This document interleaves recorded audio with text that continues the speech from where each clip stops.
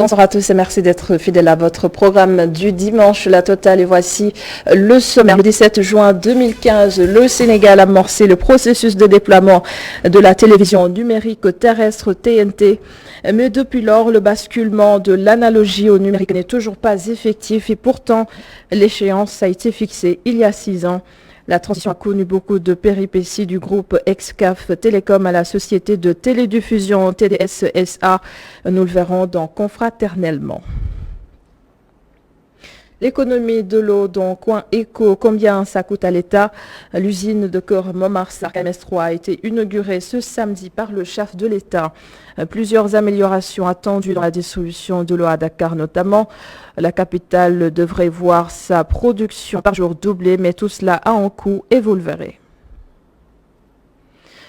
Une autre transition dans la totale de ce dimanche, celle qui devrait nous conduire à un Sénégal zéro déchet. Le sujet écolo de ce soir a été réalisé sur l'île de Ngor. Les enjeux environnementaux se traduisent par des actes citoyens.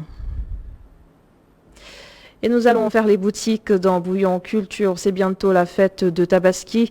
Et si vous n'avez pas encore de tenue pour la fête, peut-être que ce reportage d'Abdourahmani vous aidera à vous décider avant le jour J.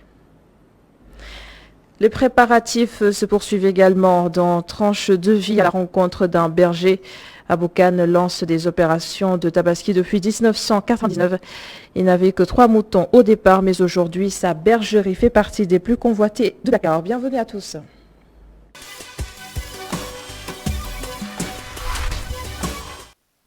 Et nous démarrons avec une interrogation. À quand l'extinction complète de l'analogie? Voilà 6 ans que le processus de numérisation du paysage audiovisuel sénégalais est en cours. Les dates ont largement été dépassées et plusieurs blocages sont à noter par ailleurs. Mamadou Dian nous en parle justement jusqu'à la création de la TDS, la Société de télédiffusion du Sénégal.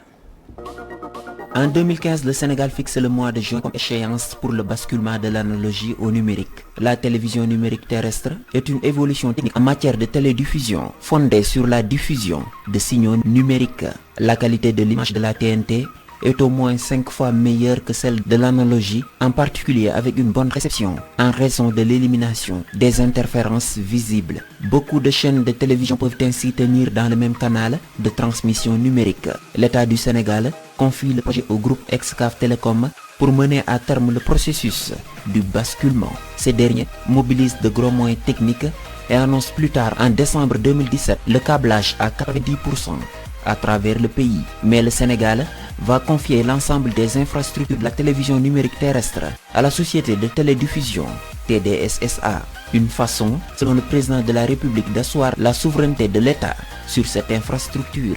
Récemment, au mois de février, le président Macky Sall a informé sa volonté de voir le gouvernement asseoir la souveraineté de l'État sur l'infrastructure TNT dans sa globalité en la transférant à la télédiffusion du Sénégal, TDS-SA. Un acte qui vient entériner la mise à l'écart d'Excaf Télécom.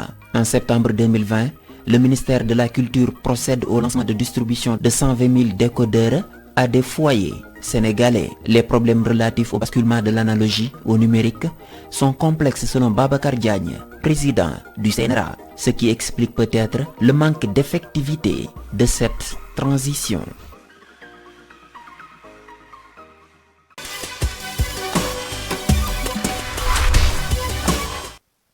Merci beaucoup Mamadou Dian pour toutes ces explications et nous sommes en ligne avec le conseil technique de la TDS SA. Il s'appelle Alioune Badara Ndoye. Bonsoir. Bonsoir Adama, bonsoir aux invités et téléspectateurs de télé. Alors la télédiffusion du Sénégal a été créée en juillet 2017 dans le cadre justement du projet de basculement au numérique qui date, je le rappelle, de 2015. Mais il y a une petite confusion avec l'entreprise Excaf Télécom, initialement chargée de mener ce projet technologique. Et beaucoup ne comprennent pas ce que vous faites. Alors dites-nous d'abord en quoi consiste votre travail. Merci de l'opportunité. La société de télédiffusion du Sénégal a été créée effectivement suite au vote de la loi portant code de la presse et consacrant l'éclatement de la chaîne de valeur audiovisuelle. Mais aussi l'introduction d'un nouvel acteur dans cette même chaîne de valeur audiovisuelle en charge de la collecte, du transport de la diffusion des signaux des éditeurs et distributeurs de services télévisuels, et ceci de manière exclusive. Il arrive effectivement que les gens fassent un peu la confusion. Excaf était le partenaire technique de l'État en charge de la mise en place de l'infrastructure de diffusion numérique. En réalité, après avoir mis en place l'infrastructure, effectivement, il revenait aux partenaires techniques de remettre pour des questions de souveraineté cette infrastructure à l'État du Sénégal via cette structure qu'on vient de nommer, à savoir les États. Alors, je rappelle que vous n'êtes pas à Dakar, c'est pour cela que vous n'avez pas pu être là sur le plateau. Alors, où est-ce que le Sénégal en est en termes de passage au numérique 6 ans après le lancement? Tout à fait. Juste là, je suis actuellement à Koumpentoum, dans le cadre de la mise en service de diffusion de Koumpentoum.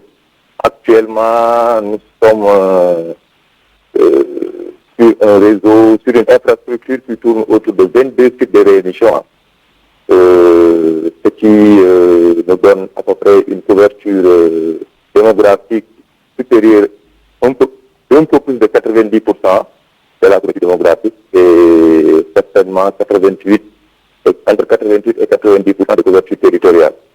Toutes les capitales régionales sont actuellement couvertes en termes de télévision numérique. Et il nous reste dans cette zone blanche ou grise nous allons tenter de combler d'ici la année. Et globalement, je crois que nous sommes à un peu plus de 90% de couverture avec 22 sites de diffusion qui sont actuellement opérationnels. Mais pourquoi ça prend autant de temps? Depuis 2015 quand même.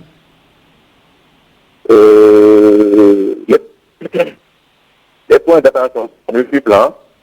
Il y a eu un partenaire technique qui avait en charge de mettre en place effectivement une infrastructure. Nous avons pris le relais le 1er mars de cette année et nous avons continué ce qui a fait. Mais on était obligé d'accélérer plus ou moins la cadence parce qu'on avait des objectifs et un échéancier à respecter, ce qui fait qu'on est passé dans un premier temps de 6 à 19 sites et il y a de cela un peu moins d'un mois, de 19 à 22 sites. Donc, je crois qu'il y a du chemin qui a été fait récemment. Il y a une certaine diligence qui a été opérée en termes de mise en place et d'opérationnalité quand même de ces sites. Est-ce que vous avez une échéance, oui, sur la date exacte où on pourrait parler de basculement intégral dans le numérique?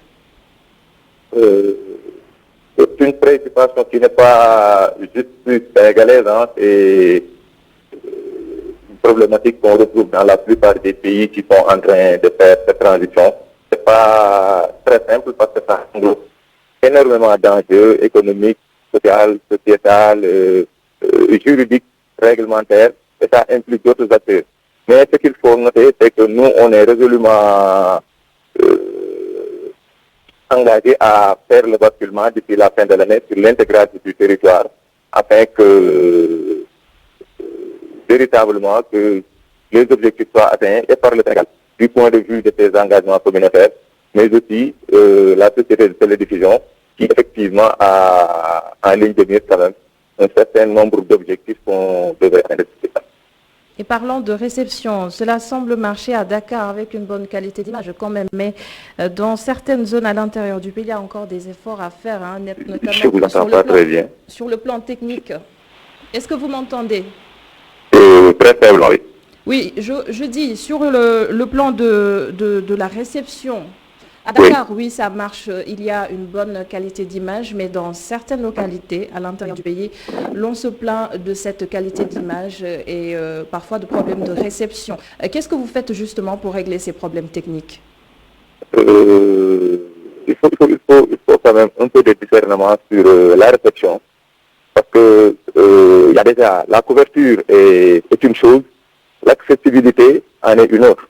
Les gens, tantôt, ils parlent de mauvaise qualité de signal, de trucs, alors que par moment, parce que vous n'êtes pas sans savoir que vous avez signé un contrat de concession avec le partenaire technique, à savoir Excaf, qui avait quand même en charge la commercialisation des décodeurs. Donc l'accessibilité au service ne revient pas à TDSA, ça c'est la la première précision à faire. D'autre part, cette mise en place était graduelle. Donc tous les sites n'ont pas été opérationnels au même moment. Donc le déploiement se fait de manière progressive et c'est ce qui fait que par moment les gens ont tendance certainement à vouloir recevoir un signal là où le centre n'est pas encore opérationnel. Mais pour l'essentiel, d'après les tests de qualification que nous avons eu à faire, sur toutes les zones qui ont été couvertes, je crois que nous avons un niveau de service quand même. La qualité de service, elle est largement supérieure à la moyenne. Vous l'avez souligné tout à l'heure que c'est un projet sous-régional et je rappelle que c'était en 2006 lorsque les représentants des gouvernements africains avaient fixé la date du 17 juin 2015 pour l'extinction du signal analogique. C'était à Genève lors d'un rassemblement de l'Union internationale des télécommunications. Alors au regard de ce qui se fait dans le reste de l'Afrique de l'Ouest notamment, comment évaluer les efforts du Sénégal? Ne pensez-vous pas que nous sommes un peu en retard quand même? Sur le plan sous-régional, je crois que on fait partie quand même des locomotives. Hein. Je crois que nous sommes deux au niveau de l'UEMOA à avoir atteint un niveau de basculement plus avancé. Et même au-delà, il y a certains pays censés être développés. Je crois que le niveau de couverture actuel du Sénégal dépasse très largement les pourcentages qu'on a dans ces pays. Au-delà même de la sous-région, globalement, sur le plan africain, je crois que le Sénégal peut se vanter quand même d'avoir une infrastructure numérique d'une envergure pareille, parce que nous avons eu à faire quand même pas mal de pays, mais hormis 4-5 pays au maximum, je crois que le Sénégal est encore en tête de peloton. Et quand ce sera fait, il faudrait peut-être changer de téléviseur pour accéder à la TNT? Intégral. Oui. Non, je crois que les décodeurs actuels sont encore fonctionnels et ils le seront encore pour quelques années encore, le temps que nous passions à une infrastructure quand même de niveau supérieur, beaucoup plus innovante. Mais je crois que tout cela va se faire avec la maturité du marché, en accord avec les autres acteurs et parties prenantes qui évoluent dans le secteur, parce que c'est un domaine où on ne peut pas faire cavalier seul, donc on est obligé de faire les choses en toute intelligence avec les autres parties prenantes. Donc c'est des choses qui vont encore marcher. Cependant, la technologie, elle évolue très rapidement. Aujourd'hui, on assiste à des téléviseurs qui ont des tunnels intégrés, qui peuvent, sans décodeur, si effectivement certaines dispositions sont prises, réceptionner directement le signal. Il y a aussi les services interactifs, les services à valeur ajoutée qui sont là. Donc tout cela, c'est des perspectives, nous, que nous avons déjà pris en compte et que nous sommes en train d'implémenter de manière progressive juste après le basculement intégral. Mm-hmm.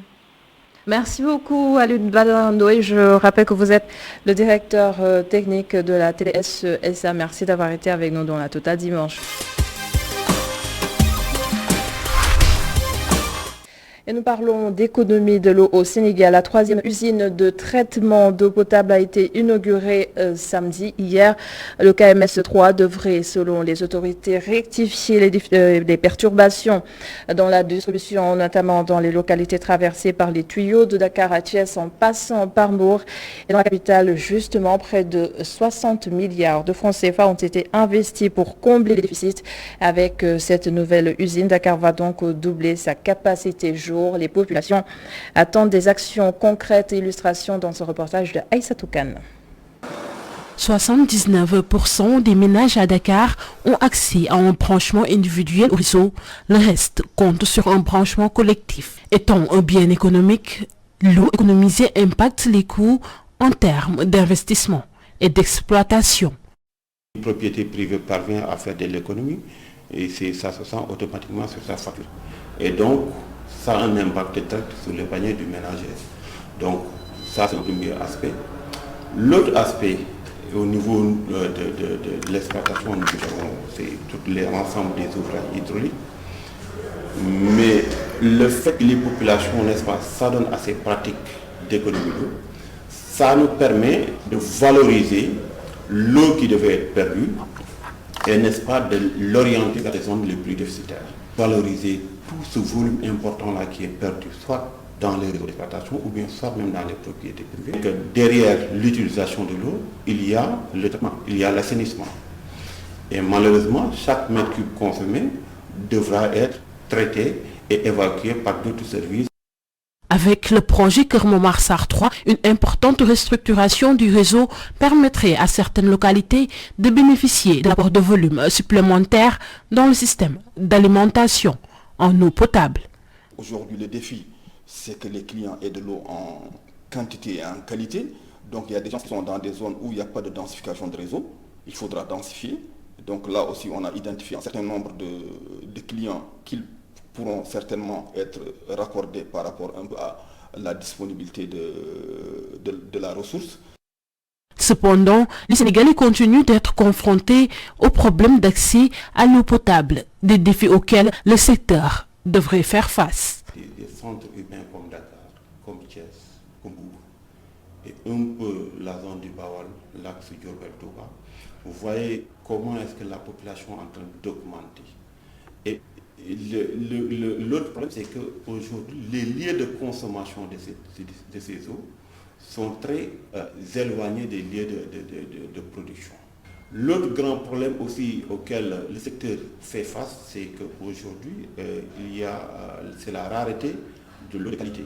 Et l'essentiel de ces forages sont soit contaminés par des eaux usées ou bien contaminés par les biseaux salés. Des propositions sont faites pour économiser l'eau dans les ménages.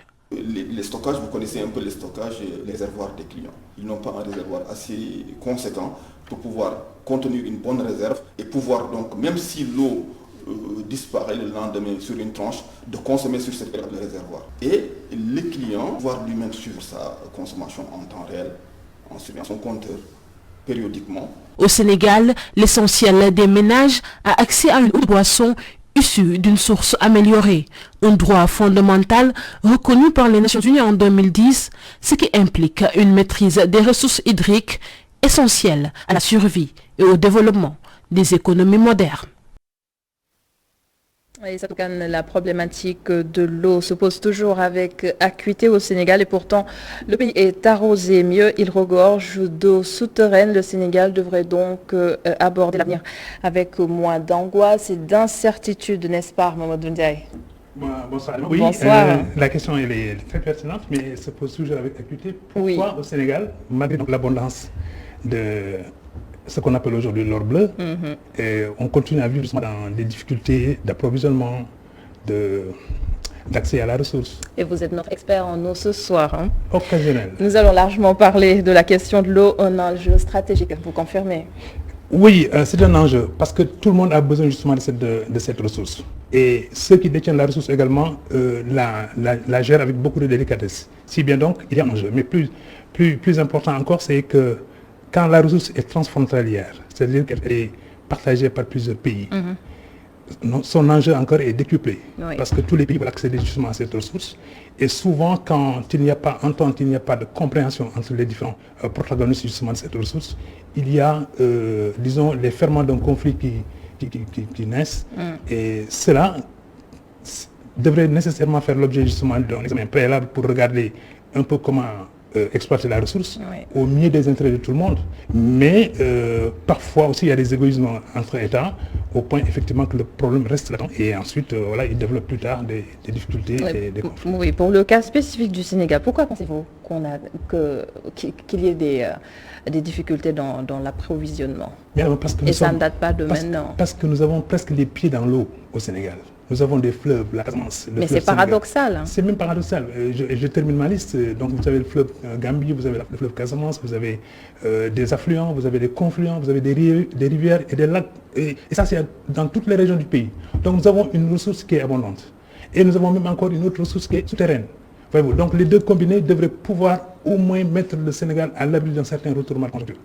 Et en même temps aussi, peut-être ne pas subir trop les aléas, sans doute, du déficit d'approvisionnement. Mais on a l'eau, mais on n'a pas l'eau, parce qu'elle n'arrive pas justement aux consommateurs. Et les Sénégalais ne comprennent pas pourquoi il y a ces ruptures. Alors il faut maintenant que les pouvoirs publics arrivent à nous faire comprendre pourquoi abondance ne rime pas avec bien, mais rime effectivement avec pénurie, rime avec déficit, rime avec des difficultés, et des difficultés justement qui s'accroissent. On est heureux d'apprendre effectivement que, bon, voilà, de guerre encore, il y a une nouvelle unité qui est mise en place et qui permettrait sans doute d'alimenter Dakar en eau. Pas seulement. Et probablement pas seulement, mais l'eau qui est tirée du lac de Guiers traverse des centaines et des centaines de kilomètres de villages qui ne sont pas prévenus, qui ne regardent justement que t'as passé le train. Alors, ça également, c'est une question d'injustice ou bien une question d'iniquité. L'un dans l'autre. Il est temps que ça change alors. Mais ça devrait probablement changer parce que il y a de plus en plus maintenant des spécialistes qui réfléchissent sur toutes ces eaux usées qui sont déversées. On peut peut-être les retraiter et ensuite peut-être les réinjecter dans l'utilisation ou dans les usages. C'est possible. Il y a également, c'est plus abondante dans certaines régions, notamment le sud, notamment le centre, et peut-être aussi vers l'est du pays. Toutes ces eaux, quand elles ont été stockées dans les périodes de soudure ou dans les périodes un peu de difficulté, on peut les réutiliser à des fins de maraîchage ou bien à des fins de retraitement, peut-être pour laver à grande eau les municipalités qui souvent aussi utilisent de l'eau propre. Parce que l'eau propre devrait être utilisée justement par les humains et accessoirement aussi par les animaux. Mais parce qu'on n'a pas une idée de la meilleure façon qu'il faut pour utiliser ces eaux, eh bien on est obligé justement d'utiliser l'eau propre, l'eau potable.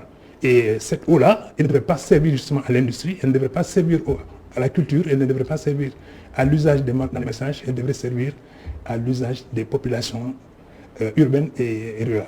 Et sur la longue liste des problèmes que nous avons par rapport à la distribution de l'eau, il y a les équipements. On dit qu'ils sont des experts notamment qui disent qu'ils sont obsolètes. Et est-ce que vous pensez qu'on continue à bricoler? Oui, on bricole. Objectivement parlant, on bricole. Parce que quand même, les installations du lac de Guiers des années d'avant l'indépendance, elles ont été renouvelées accessoirement par moment. Et figurez-vous, les pièces qui font fonctionner aujourd'hui, donc la production de l'eau du lac de Guiers, c'est des instruments qui datent justement d'une période très ancienne. Et pire, les usines qui les fabriquaient en eau ont fermé.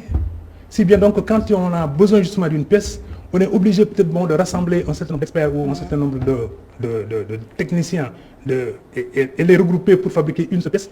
Alors qu'en vérité, c'est une industrie qui devait prendre ça en charge, mais ces industries sont passées à autre chose. On est passé à d'autres façons d'exploiter l'eau, à d'autres façons de produire de l'eau et à d'autres façons aussi de traiter l'eau pour qu'elle soit potable. Si bien donc, si nous ne renouvelons pas ces équipements-là, parce qu'elles restent obsolètes, eh bien, on est confronté périodiquement donc à des difficultés d'approvisionnement en eau et à des ruptures justement aussi d'équilibre dans le traitement, dans la distribution et dans la répartition justement de cette eau-là. Nous l'avons dit tout à l'heure dans le reportage d'Aïssatou Kane, l'usine de Keur-Marsar qui a été inaugurée hier et qui devrait, selon les autorités, régler définitivement les problèmes liés à la perturbation dans plusieurs localités du pays.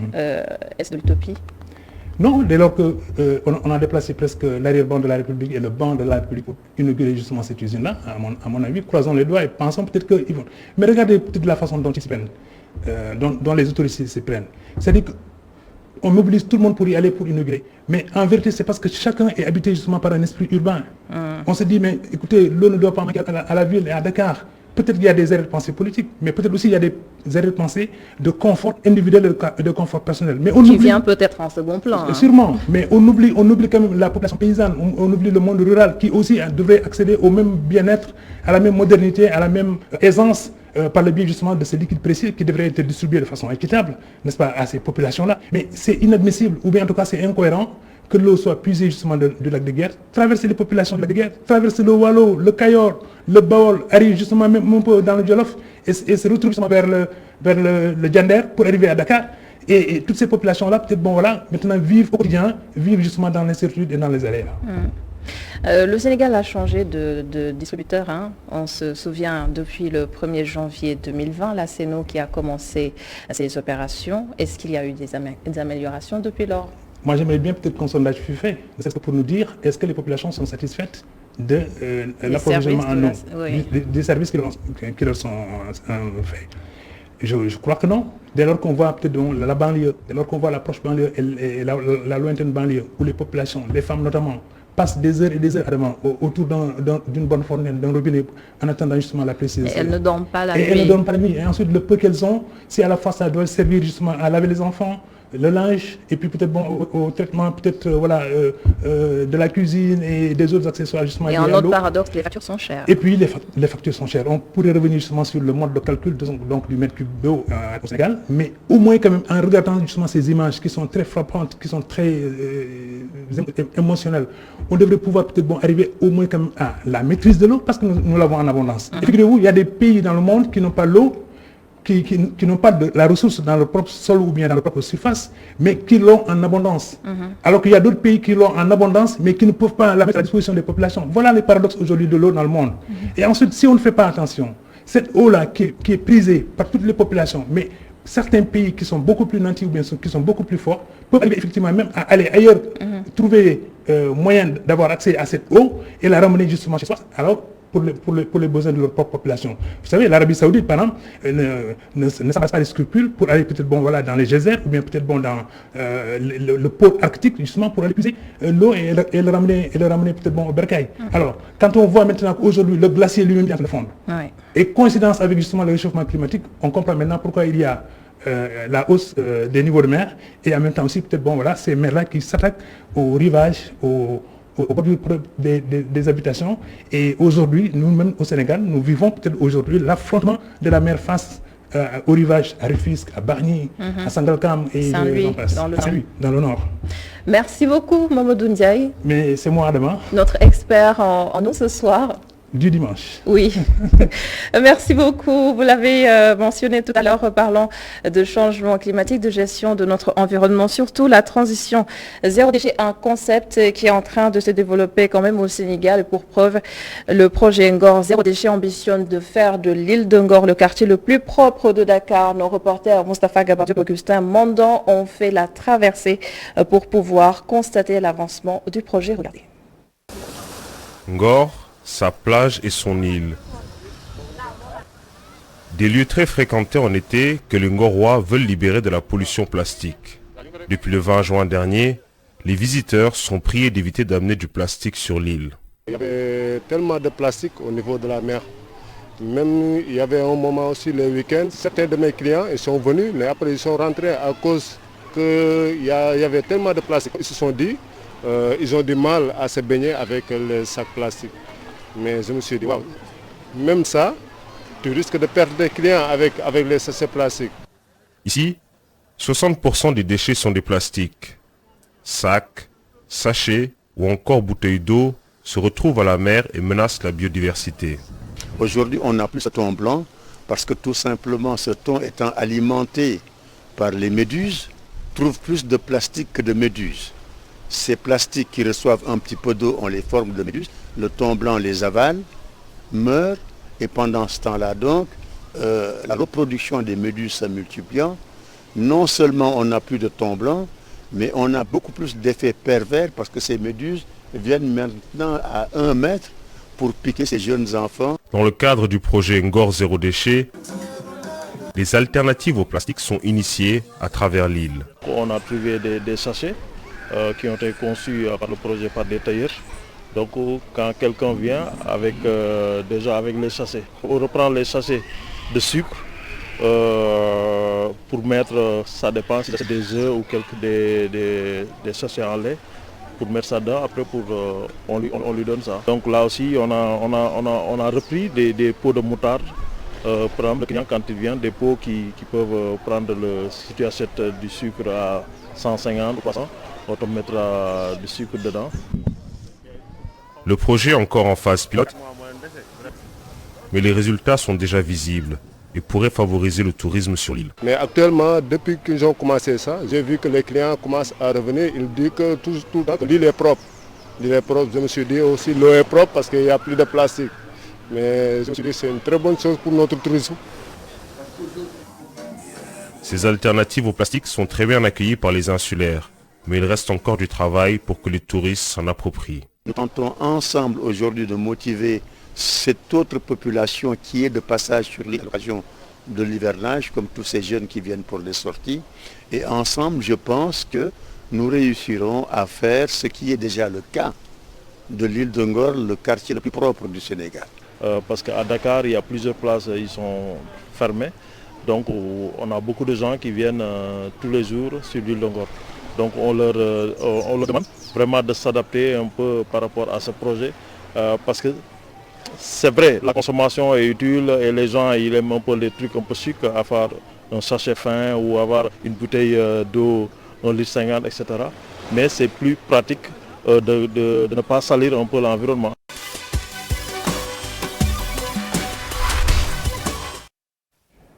Tellement de belles créations, des couleurs, des coupes originales. Chaque tailleur essaie de donner le meilleur pour la Tabaski qui sera célébrée par la majorité des musulmans le mercredi 21 juillet prochain. De la mode donc dans Bouillon Culture ce soir, mais je vous le dis tout de suite, le grand boubou fait son grand retour chez les dames et du côté des hommes c'est plutôt le style tradi moderne. Voici donc le reportage réalisé au marché Sandaga par Abdourahmane Ly. Non loin du rond-point Sandaga, sur cette voie, une allée attire notre attention. Une allée qui mène vers la galerie Payenne, une galerie qui regroupe plusieurs tailleurs dont El Hadj Diagne. Nous le trouvons d'ailleurs en train de coudre une commande pour la Tabaski, un grand boubou qui revient à la mode. C'est ce que nos grands-parents portaient avant qui revient à la mode aujourd'hui. Les grands boubous, les tenues appelées taille basse, entre autres, sont aujourd'hui à la mode en cette période de Tabaski.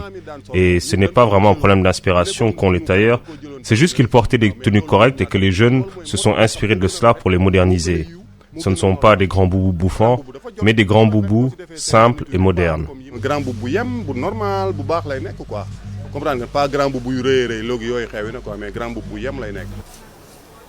Les grands boubous plus en vogue nous confirment d'autres tailleurs de la galerie 2 juste à côté. Des grands boubous avec beaucoup de finesse dans les finitions, impossible sans ces deux machines appelées Corniel et 217. Presque dafa raaroon ci marché bi daami na fa Corniel dafa raaroon ci marché mais léegi dañ ko jëlaat.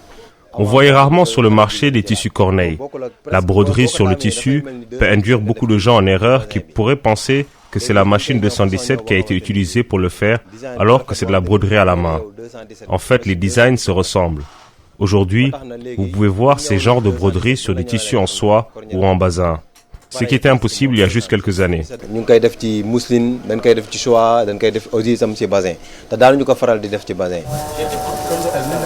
Des types de tissus qui ne sont pas aussi sollicités que le Getzner, presque en rupture de stock sur le marché. Ce vendeur de tissus confirme. Le tissu Getzner est en manque sur le marché. Il ne nous en reste que peu. Les clients portent leur choix sur ce type de tissu, même s'il est vrai que le prix est revu à la hausse. Un type de tissu choisi par les hommes pour des costumes africains, commandé par les clients de ces tailleurs de Sandaga pour la Tabaski.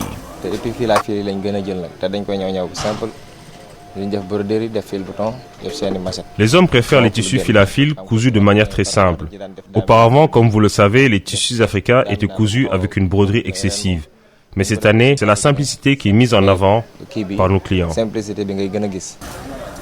La fête de Tabaski, la fête du mouton, mais aussi le jour où les tailleurs laissent leur talent s'exprimer, tout un art. Avec sur ce plateau, Abdourahmane Ly, très bien habillé, très bien coiffé. Bonsoir. Bonsoir Adam. Et vous nous parliez tout à l'heure, vous allez d'abord nous parler de cette affluence dans les marchés à quelques petits jours de la fête de Tabaski.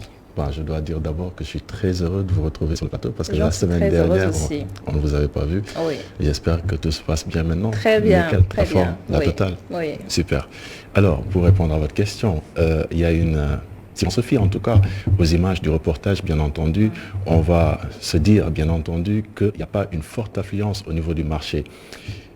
Par contre, carrément, il y a une forte affluence. Je vais me baser sur deux choses essentiellement, c'est-à-dire ce que les tailleurs m'ont fait savoir. C'est-à-dire la première chose, c'est que le Getzner, le tissu Getzner est carrément en rupture de stock, carrément au niveau du marché.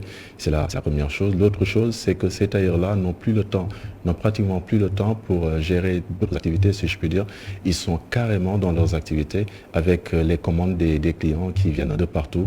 Et là, ils sont carrément concentrés, dans ces commandes-là pour essayer de les livrer à date échue ou à temps. Ouais. Et vous parliez dans le reportage de mode particulièrement, parlez-nous de ces tenues. Bon, j'ai commencé par constater, vous avez porté votre grand boubou qui est à la mode aujourd'hui. Cette mode-là, et c'est très joli. Hein. Grand boubou qui est à la mode aujourd'hui au niveau, si on se base bien entendu des tailleurs qu'on a pu rencontrer au niveau du marché Sandaga, ils nous ont révélé effectivement que c'est le grand boubou du côté des femmes, comme ce que vous venez de porter, comme ce que vous portez actuellement, qui est à la mode. Et du côté des hommes, ce sont les tissus fil à fil, comme on le dit au Sénégal. Je ne sais pas trop comment on le dit, mais c'est fil à fil au Sénégal. Voilà, effectivement. Et c'est cousu d'une manière assez simple. Des costumes africains, c'est ce qu'on dit, qui sont cousus en tout cas de cette façon-là pour les hommes qui commandent ces genres de style, si je puis dire, qui est à la mode également du côté des hommes. Alors, si cela a été possible également, c'est grâce à deux machines essentiellement. La première machine, c'est la machine 217 que vous avez certainement vu dans le reportage. Et l'autre machine, c'est la machine Corniel. Alors, avec cette machine-là, on voit clairement que les couturiers sont des artistes. Parce que carrément, parce qu'ils utilisent d'abord un crayon et à partir de ce crayon-là, ils vont dessiner des designs. Et après ce design-là, c'est cette machine-là qui va reproduire carrément ce qu'ils ont dessiné, disons, à la main. Et puis voilà, ça se passe comme ça. C'est un peu ça, en fait, la mode au niveau du marché Sandaga. Je ne sais pas, peut-être on va essayer de voir du côté des autres marchés après. Et puis, j'espère qu'ils ne vont pas trop m'en vouloir, les enfants, parce que peut-être on aura l'occasion de faire un reportage avec eux et puis voir également, du moment où on est à quelques jours de la fête de Tabaski, s'ils vont toujours aller demander d'une dévénelle. La fête de Tabaski, ça se prépare. Vous préparez les deux. Ça se prépare. Ce n'est pas seulement la tenue, mais c'est aussi et surtout le mouton. Ah oui, effectivement. Voilà, et tranche de vie se met aussi aux couleurs de la Tabaski. Le sacrifice du mouton symbolise cette fête musulmane. Alors, je vous propose de rencontrer un éleveur basé à Dakar depuis 1999. Au départ, à Boukane, avec un bélier et 2 brebis. 20 ans après, la bergerie compte des centaines de bêtes, des moutons de race particulièrement Omar Khan a rencontré pour nous.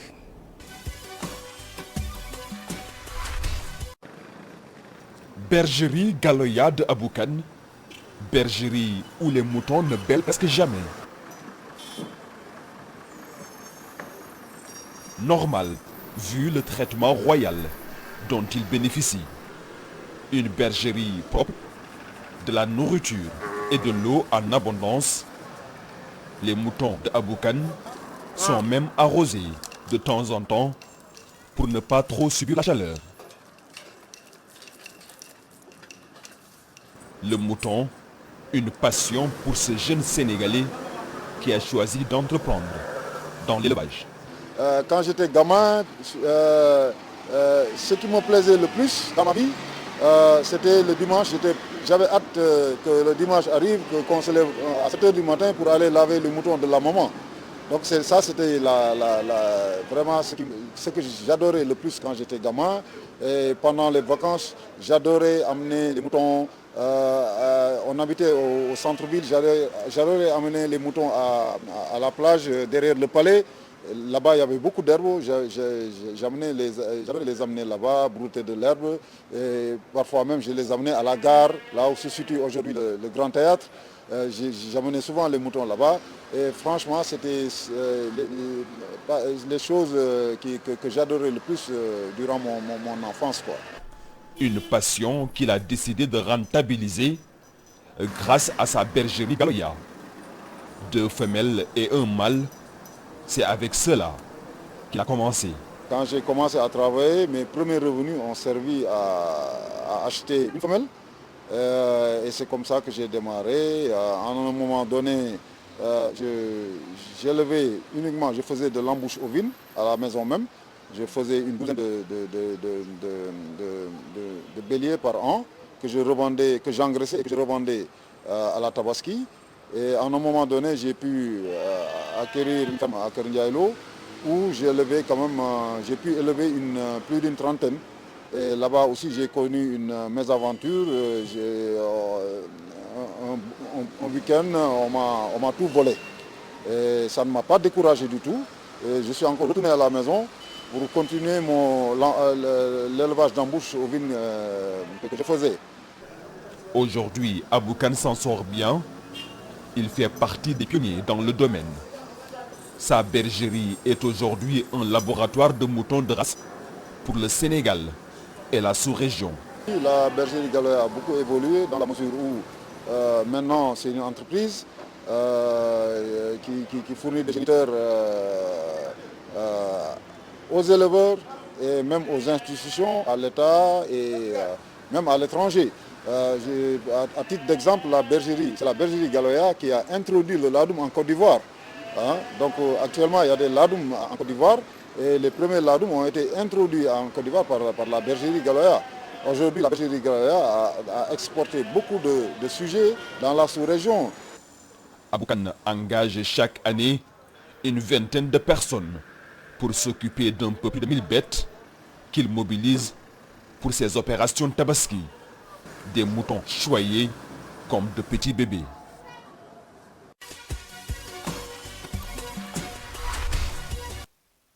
Ce soir, c'est un spécialiste en cuisine qui partage avec nous sa routine du week-end. Aïcha Tourébnian concocte elle-même des produits d'assaisonnement. Voyez tout de suite ses conseils pour passer une excellente semaine. Comme toutes les femmes sénégalaises, durant les week-ends, j'essaie de m'affairer aux travaux ménagers, de m'imprégner dans l'organisation de la maison. J'essaie de faire des courses et d'organiser le maximum possible la cuisine pour la semaine qui va venir. J'essaie également de sortir et de passer du temps avec les enfants, leur faire profiter des moments au dehors, en allant à la plage ou en allant faire une balade. Et j'essaie également de me reposer le maximum possible, se coucher tôt et essayer de relaxer durant le week-end pour mieux préparer la semaine à venir.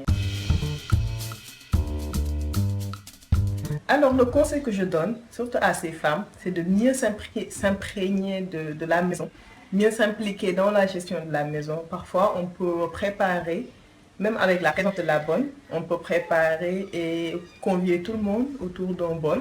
Ça fait plaisir et c'est des moments marquants pour les enfants. C'est très important. Il faut bien profiter de la famille, passer plus de temps avec eux autour d'un repas, pourquoi pas. C'est très important. Allez, merci beaucoup. Passez une excellente semaine. À bientôt.